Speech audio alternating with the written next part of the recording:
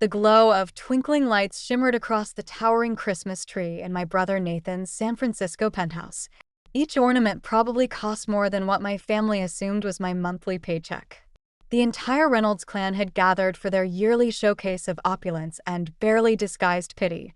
"And here's your present, Lily," Nathan announced, flashing a smug grin as he handed me a slim envelope. "We all chipped in, knowing your financial struggles," my sister Julia added sweetly. I already knew exactly what was inside. I'd caught them whispering and laughing about it at the yacht club last weekend. Not that they had a clue I own the yacht club now, along with a sizable stake in 3 private airfields across California. The name LR Capital Group on the ownership papers didn't mean anything to them. I opened the envelope and pulled out precisely what I expected: a yearly Muni bus pass, complete with a handy map of routes leading past discount shopping districts. "Since you still can't afford a car," Nathan said, jingling the keys to his Aston Martin. "Although, Lily, at 32, shouldn't you be further along in your career by now?" If they only knew that my so-called junior analyst job at Pacific Aerotech was simply a front for my ownership of the largest private aviation network on the West Coast, the very same company that managed their prized private jet charters. "Thank you," I murmured, slipping the bus pass into my modest-looking handbag, a bespoke BGA Veneta piece that had cost more than Nathan's flashy sports car. Not that they'd ever recognized the discreet craftsmanship. "This is very considerate. We just worry about you," my mother said, adjusting the diamond choker she wore like a badge of honor. "All your siblings are doing so well. Julia's boutique architecture firm, Nathan's investment consultancy, and Olivia's luxury car leasing business." She shot a proud look at Olivia, who was showing off photos of her latest Porsche acquisition. Little did they know that Julia's firm leased office space in one of my high-rises. Nathan's consultancy oversaw barely a fraction of my aviation firm's investment accounts, and Olivia's dealership depended on financing from one of my banking divisions. Speaking of success, Olivia said brightly, "We're all flying down to Cabo tonight on this amazing private jet from a new company." She showed off photos on her phone. "Look at this cabin. You'll never see anything like it, Lily." I hid my grin, recognizing the custom cabin I'd personally designed for our flagship jet, complete with my initials carved into the wood panels. "What time's your flight?" I asked casually, glancing at my phone. My pilot had already texted me their finalized passenger manifest. 9 p.m., Nathan declared. "Though we should get to the terminal early to enjoy the VIP lounge." "Not that you know anything about that, bus pass girl," Nathan sneered, slipping his phone back into his pocket. Just then, my own phone buzzed with a secure alert from my head of operations. "Miss Reynolds, final checks complete on Jet LR1 for the Reynolds family flight. Shall we reveal your ownership during pre-flight?" I slipped my phone away, suppressing a grin. "I might head out too," I said, standing and smoothing the sleeve of my cashmere sweater. "Work calls, you know how it is." "Well, maybe you don't, with your flexible executive schedules." Julia let out a sharp laugh, the sound laced with superiority. "Right, your little desk job. Don't worry, Lily. We'll send you photos from Cabo. You can live vicariously through us." If only they knew they'd be living vicariously through me in about 2 hours. "Thanks again for the bus pass," I said lightly, heading for the door. "Have a safe flight." As I stepped into the hall, I fired off a quick text to my pilot. "Let's make this interesting. Keep them waiting in the main terminal first. I'll be in my private hangar." The real Christmas gift would be seeing their faces when they discovered who truly owned their precious lifestyle. 2 hours later, I lounged in the velvet chairs of my private hangar's executive suite, nursing an espresso and watching live security feeds with silent amusement. My siblings had just arrived at San Francisco International, strutting through the main terminal, putting on a show for the staff and other passengers. "They're demanding to see the owner," my assistant Priya messaged. Apparently, the main terminal isn't glamorous enough for the Reynolds family. I chuckled, crossing my legs and adjusting the sleek navy dress I'd changed into, the perfect outfit for the owner of Pacific Aerotech. Let them wait 10 more minutes, then bring them to hangar LR1. On the security feed, I spotted Julia pacing in her towering heels, Nathan lecturing a polite staffer who happened to hold 3 aerospace engineering degrees, and Olivia snapping selfies beside the floor-to-ceiling windows, carefully cropping out the crowds behind her. "Do you know who we are?" Julia's voice carried clearly through Priya's live audio feed. The Reynolds family is one of the most important families in the Bay Area. Of course, ma'am, Priya replied smoothly. The owner is aware of your status. My mother, stepping forward with her signature charm offensive, tried her usual angle. Perhaps we could speak to someone higher up. We're personally acquainted with many aviation executives. The owner will meet you shortly, Priya assured her. In fact, we're to escort you to the private hangar now. The camera followed their little procession across the tarmac, trailing security personnel and ground staff. They preened and waved, convinced the red carpet treatment was for their benefit alone rather than because I'd orchestrated every detail. This is more like it, Nathan declared, straightening his designer tie. Though I've never heard of an LR Capital Group before, Olivia squinted at the discreet gold lettering stenciled onto the hangar doors. Pacific Aerotech? Wasn't that the name Lily mumbled about once when she was rambling on about her boring job? Julia scoffed, rolling her eyes. Please, Lily can barely scrape together enough for bus fare.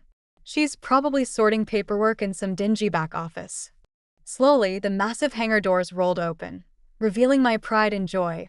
A custom Gulfstream G650ER gleaming under spotlights, its sleek white fuselage accented with my company's elegant navy and silver logo and, more importantly, my initials subtly engraved near the tail. The flight plan to Cabo was already programmed into the avionics. Welcome to Pacific Aerotech, Priya announced brightly, ushering them forward. The owner will see you in the private lounge. They trailed her into my executive lounge, still completely oblivious to what awaited them. The room exuded an understated elegance, pale oak paneling, custom Italian furniture, and soft recessed lighting. The kind of luxury that murmured wealth rather than screamed it. Entirely wasted on my family's flashy tastes. The owner must be some tech billionaire, Olivia mused, snapping endless photos for her social media feed. Lily would die if she ever saw this. With a smirk, I pressed a button beneath my desk. A hidden door in the wood-paneled wall silently slid open, revealing my private office beyond. Actually, I said, stepping through the doorway, Lily has seen it many times. The looks on their faces were better than any Christmas gift they could have ever given me. Julia froze mid-thought. Nathan blinked like he'd forgotten how.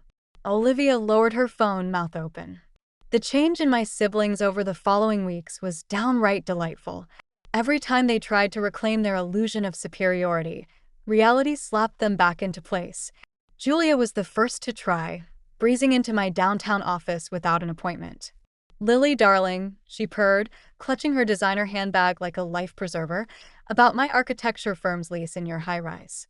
The one where you're 3 months late on payments. I interrupted, eyes on the tablet in front of me, displaying her company's grim financial reports. Funny how you managed to pay for that new Range Rover, but not your rent. I can explain. No need, I said, finally meeting her gaze with a cool smile. I've arranged a new office space for you in the basement, next to the building's maintenance closet. Much more affordable. Nathan tried a different route, cornering me over lunch. We should discuss possible synergies, he suggested, voice oily. My firm could handle your aviation portfolio. Like you've handled your client's money? I pulled up his firm's audit on my phone. These hidden fees are creative. The SEC might agree. He pushed away his untouched lunch, suddenly pale. Then came Olivia, bringing up her luxury car business during a family dinner. About the financing division that backs our sales. And if you think Olivia is about to escape unscathed, think again. Hit subscribe so you don't miss how I turn the tables on her next. I finished. No more special treatment for your social circle. My mother, ever the master manipulator, decided to switch tactics. She organized a reconciliation dinner at her cherished yacht club, unaware that I'd quietly purchased it 2 months earlier through one of my holding companies. We need to show a united front, she declared over a glass of imported Pinot. Family image is everything. Is it? I asked mildly, signaling to the maitre d'. Like when you all gave me a bus pass for Christmas? Right on cue, the maitre d' appeared beside our table, carrying a silver tray laden with envelopes. Each bore my family members' names. These are copies of your recently revoked club memberships, I said. The new owner is very particular about members who misrepresent their finances, like claiming to own properties they merely lease or bragging about investment portfolios that only exist on paper. The hush that fell over dessert was the sweetest thing I tasted all evening. But the real reckoning arrived when it came time for my family's annual private banking review. Each of my siblings received a polite letter from their bank, a bank I discreetly acquired 6 months prior, requesting updated asset verifications and source of funds declarations. This is harassment. Julia exploded at the emergency family meeting they'd convened to deal with what they were now calling the Lily situation. No, I corrected her calmly. It's due diligence, something you all should have considered before leveraging yourselves to keep up appearances. I laid out their choices without emotion. They could either accept reality, living within their true means and actually working for their success, or face the consequences of years of financial fakery. You can't do this, Nathan protested, cheeks flushing red. We're family. Family, I repeated, raising one eyebrow. Like when you cut me out of family photos because you thought my career choices were embarrassing, or when you spread rumors about my finances at charity galas? I stood, smoothing the sleeve of my perfectly tailored suit. You have until the end of the month to decide. Either way, your private jet privileges are revoked. I hear the bus to the airport runs right on schedule. As I left them sitting there amidst borrowed luxury and the trappings of a wealth they'd never truly earned, I slipped a hand into my bag and pulled out the framed bus pass they'd gifted me last Christmas. It now hung in my private hangar as a daily reminder that true success doesn't have to scream. It just has to show up at precisely the right moment. And sometimes that moment arrives, cruising at 40,000 feet, delivering a first-class lesson in humility. The fallout came exactly as I'd anticipated. Within days, Julia's architecture clients began canceling contracts after discovering she'd inflated costs to fund her lifestyle. Nathan's investment firm saw wealthy clients flee in droves once word spread about his creative accounting. Olivia's dealership was the next domino to fall. Once the new financing requirements kicked in, it became painfully clear how many of her so-called record sales were built on shaky credit deals and inflated appraisals. My mother, ever the seasoned social strategist, decided on one final attempt at damage control.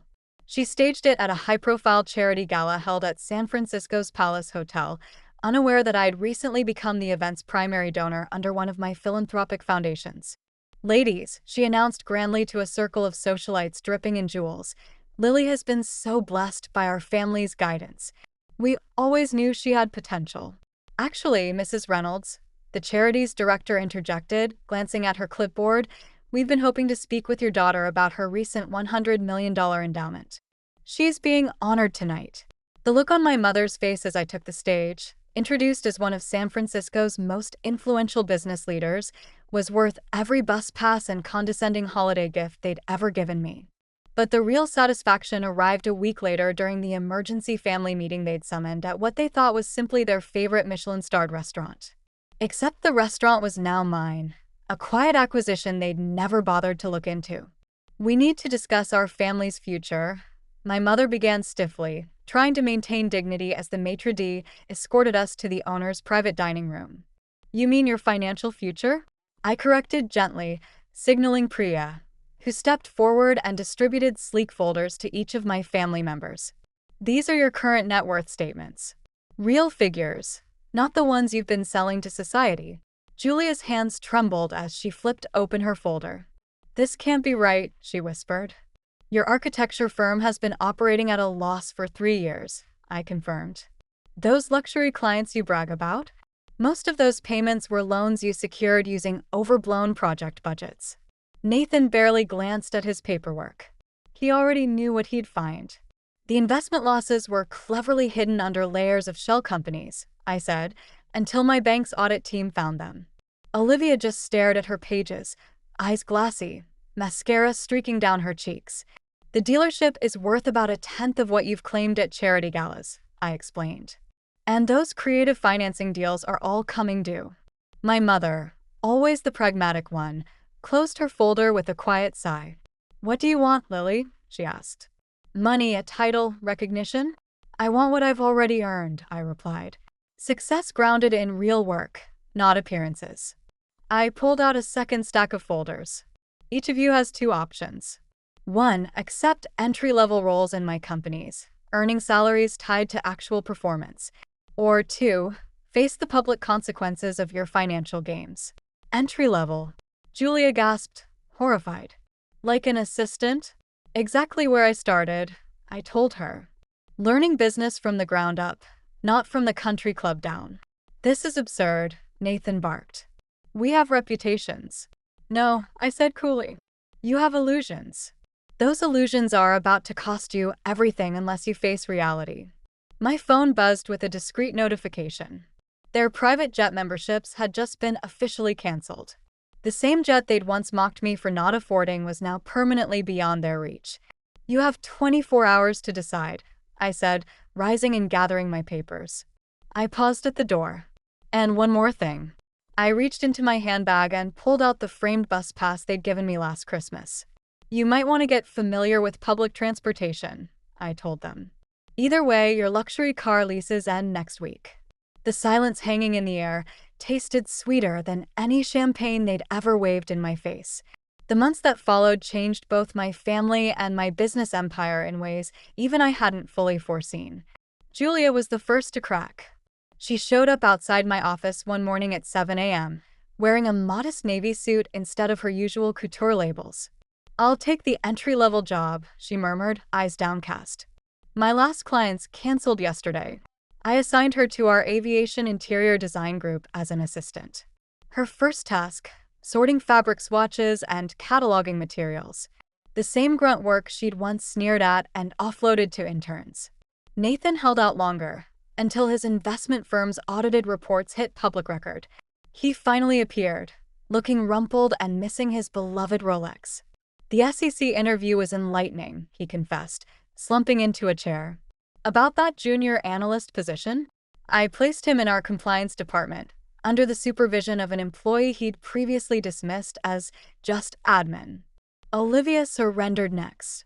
After the financing scandal blew up in the press, she arrived in a battered Corolla instead of a Bentley. She set the bus pass gently on my desk. I kept it as a reminder.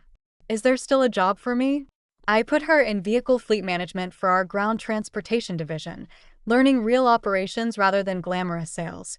But my mother's transformation stunned me most. Rather than take a role in my companies, she quietly sold off most of her designer wardrobe and moved into a modest condo. I've spent my life managing appearances, she told me over coffee in my private hangar. Maybe it's time I learned to manage reality instead.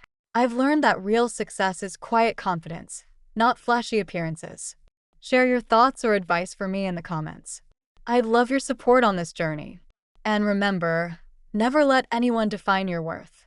Build your own path and show up when it matters most.